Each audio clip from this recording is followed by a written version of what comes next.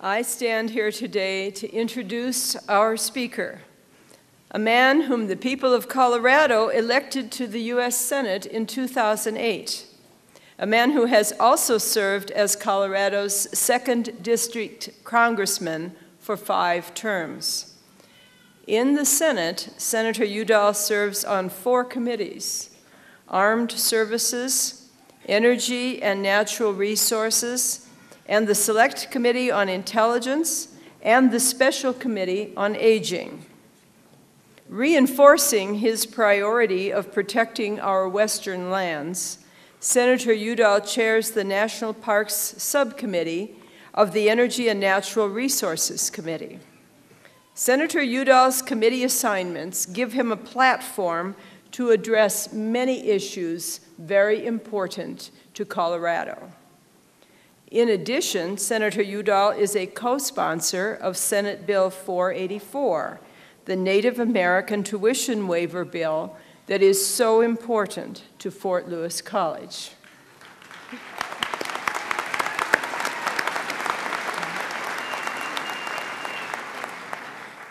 Senator Udall is known for reaching across party lines to solve problems, and for his willingness to work with people, including those with whom he has philosophical differences.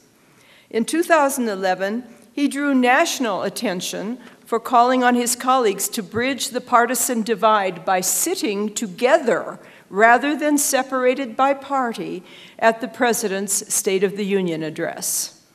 His inclusive and bipartisan approach has also led to a number of legislative achievements, including bills to reduce wildfire risk and bark beetle infestation, and legislation promoting the development of Colorado's aerospace industry and the clean energy and high technology sectors. Although Senator Udall was born in Tucson, Arizona, he has spent his entire adult life in Colorado. His family, including his father, Mo Udall, his uncle, Stuart Udall, and his cousin, Tom Udall, have a history of public service. It is my honor to present to you a public servant, a friend of education, a supporter of Fort Lewis College, Senator Mark Udall.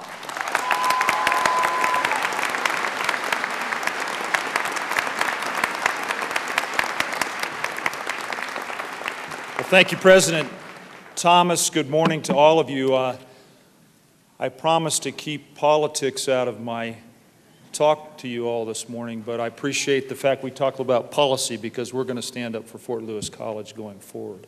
And in that spirit, I want to pay particular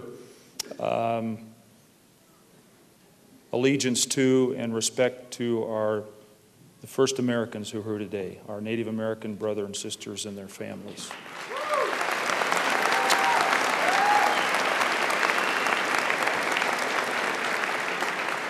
President Thomas, Provost Morris, the Board of Trustees, deans, members of the faculty, parents, friends, and honored guests, it's always a treat to be in southwestern Colorado. It's not tough duty to come to Durango.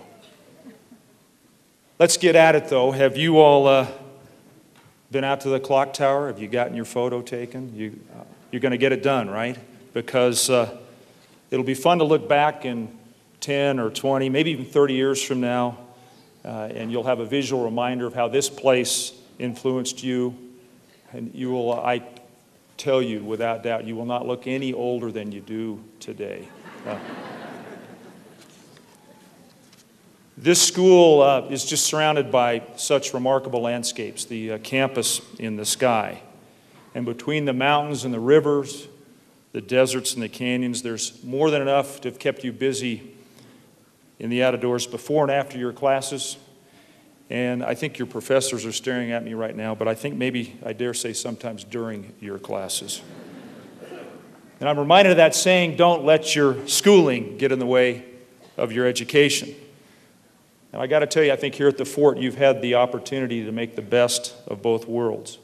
And I think I even understand, President Thomas, that you now have a degree, the adventure education degree, where you meld those worlds together. Yes.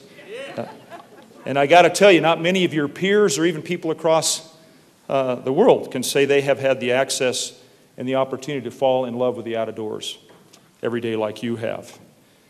I'd have done anything to have had a resource like Outdoor Pursuits during my college days. You all know the story, back when we had to climb mountains barefoot in the snow, uphill both ways. I went to Williams College, a small liberal arts college in New England, where I have to confess the mountains are wider than they are tall. But we had an interesting structure academically. We had what we called a 414, and in January, you could pursue one single subject for the entire month. And I decided to see what it would take to become a real winter mountaineer. So I went to my faculty advisor, and I had to use all of my charm. I didn't have much, and a lot of pleading to convince my advisor to give me credits for participating in an outward bound January ski course in Colorado. So for 3 weeks, I lived in snow caves in the San Juan Mountains, just to the north of here. And the high point literally for me during that 3-week time frame was standing on the 14,000-foot summit of Wetterhorn on a cold, clear, drop-dead, gorgeous winter day with 3,000 feet of powder awaiting below me. And the rest, they say, is history. I went full steam ahead with the crazy idea of making my living in the Colorado mountains. I grew a massive beard. Unfortunately, some of those photos are still floating around on the internet, so that's a reminder to you all too. And then I spent 20 years as a mountain guide and an outdoor educator with the Colorado Outward Bound School. So with that all in mind, I hope you'll indulge me, because I don't want to talk to you just as a United States Senator, but as an old mountain climber and someone who had the good fortune to be able to follow my dreams when I graduated from college. And I want to highlight for you what I think is the value of taking risks, of going on adventures, of dreaming up something crazy and seeing where it takes you. Now let me add a caveat. You know, we're living in a really unsettled world right now, one where our country's still digging out of a global fiscal meltdown, one where you may have to move into your parents' basement because internships don't cut it, they don't pay the bills, or where a degree doesn't guarantee you a job, and a job doesn't mean you can afford more than ramen noodles. So with all that lack of certainty and stability, all that built-in risk, why am I standing up here espousing a life of adventure? And to answer that question, I want to talk about my mother. She was a native Coloradan, and she was as adventurous as they come. She was a pilot, she was a climber, she not only rode horses, she jumped horses in competition, she hiked, she was an angler, and I found out later in life she was a card-carrying member of the National Rifle Association.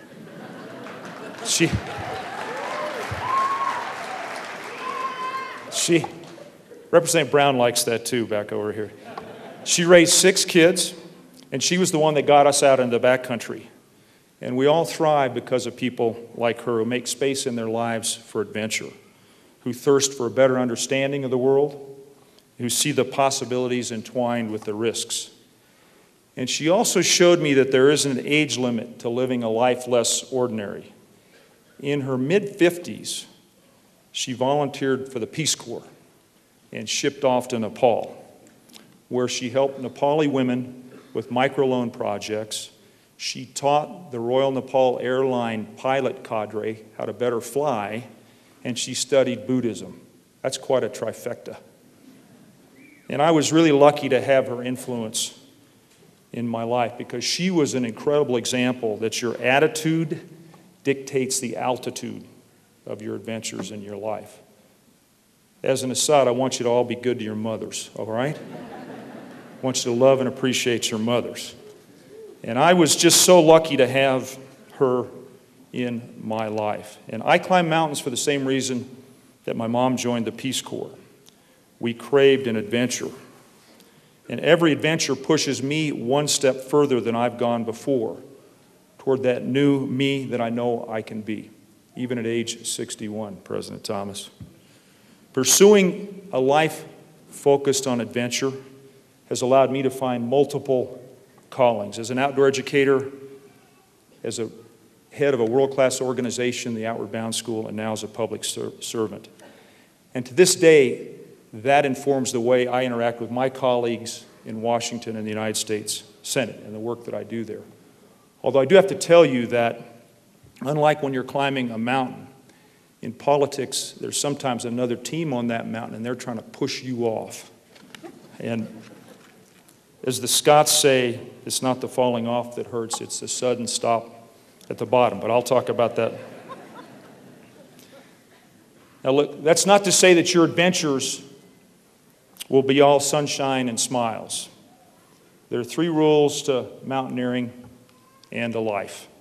It's always farther than it looks, it's always taller than it looks, and it's always harder than it looks. But those are also the best reasons to give it a shot. And if I can change up my metaphors here, the Hockey Hall of Famer Wayne Gretzky observed, "You always miss 100% of the shots you don't take."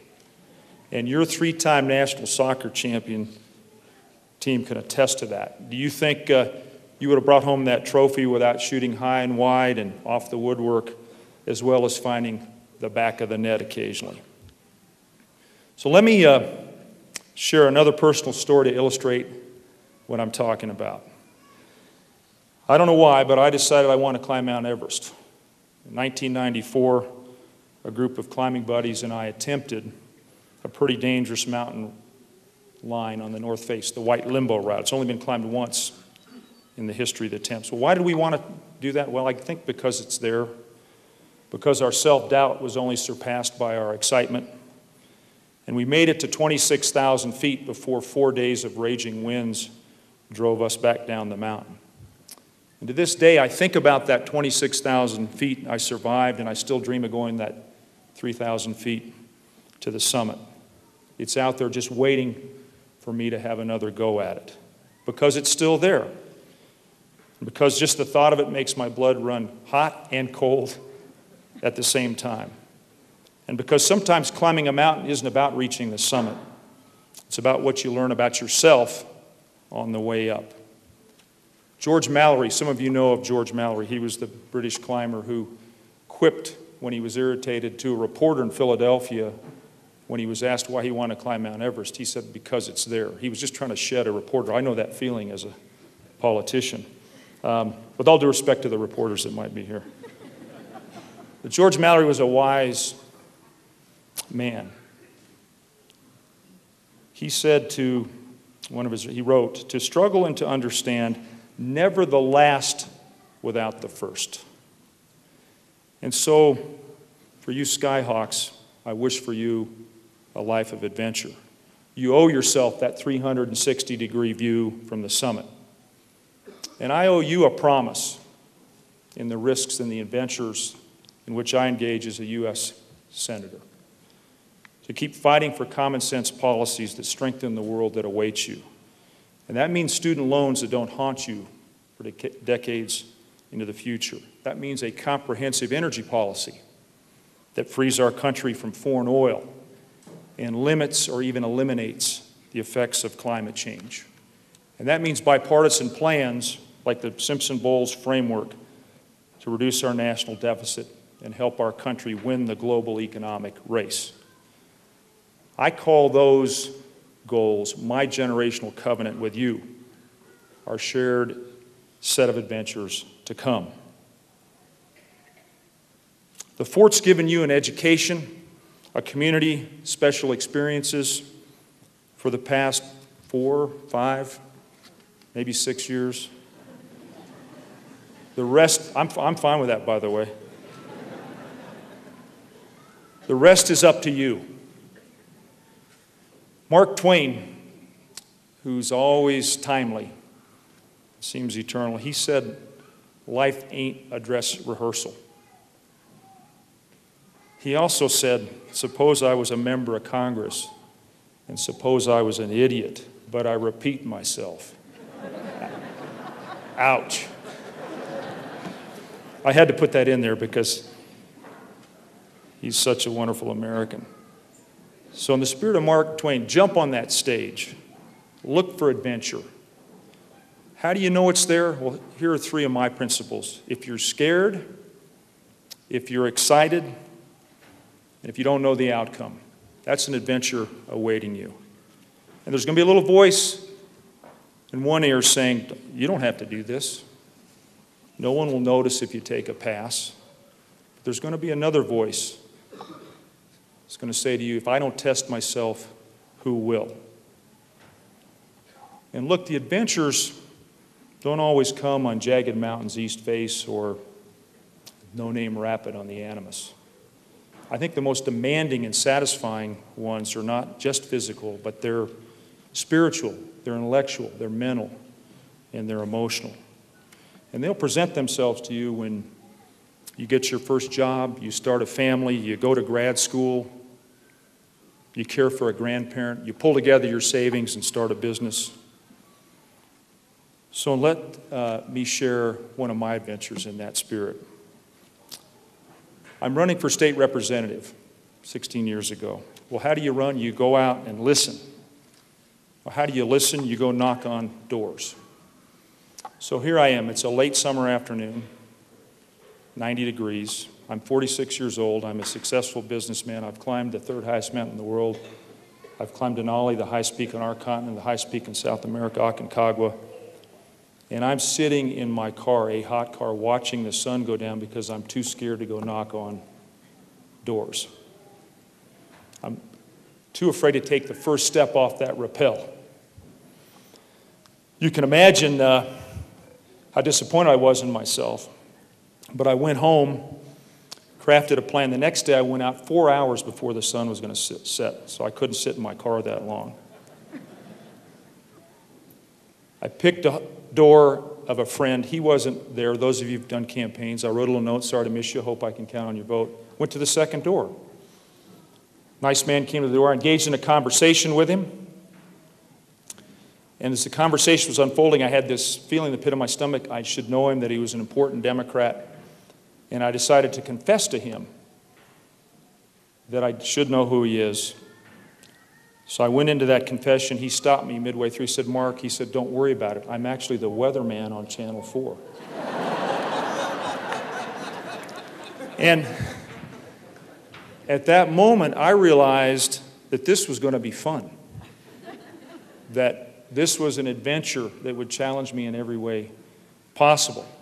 And moving forward, when I've knocked on doors, I've done everything from pulling weeds to eating pie. I've been a babysitter in an emergency. I've moved furniture. I've chased dogs and been chased by dogs. I've prayed, sometimes when those dogs are chasing me. You name it. But it's connected me to life. It's connected me to this wonderful country of America. And by the way, when I didn't climb Mount McKinley, as we know it, the native name is Denali, the first time. And I didn't navigate down Snaggletooth on the Dolores cleanly the first time. And I got cliffed out in the North Fork of the Robbers Roost Canyon over in Utah. I hope some of you have been there. But I learned more when I fell short. So savor your mistakes and your failures. Savor those mistakes and those failures.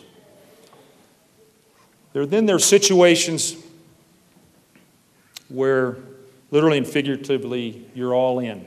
And the only way home is over the top of the mountain. I had one of those experiences on Denali. 10 days into a 7-day climb with only one rope, one small rack of gear. The only way home was over the top of Mount McKinley. The only way home was to ascend that 20,000-foot mountain. And knowing that, my partner and I were able to find the strength and the commitment to proceed. And when you're fully committed, anything is possible. Anything is possible. So let me close with 2 additional notes. All of us slightly older adults on both sides here, your parents, your family, your friends, we're really excited for you. We're proud of you. And we're eager for you to join us.